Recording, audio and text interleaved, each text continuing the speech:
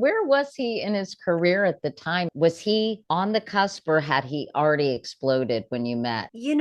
I immediately, after I met him, I went out and bought my first Billy Joel record. And I remember I fell in love with his voice, and I was playing the songs over and over again. I loved Vienna and that song, James.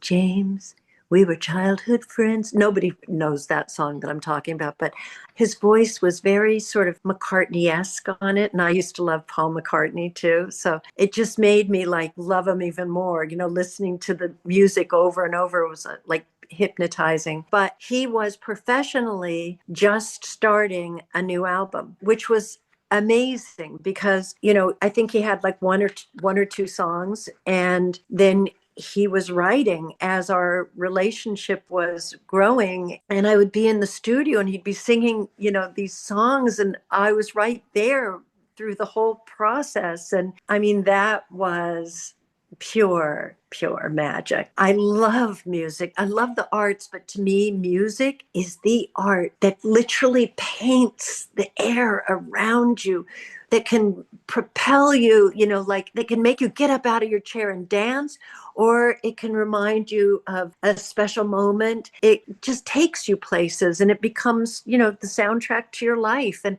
I felt like in my years with Billy and Alexa, I've been lucky to have a home full of beautiful music playing all the time. There was somebody at the piano, just filling the air. And it was amazing, amazing.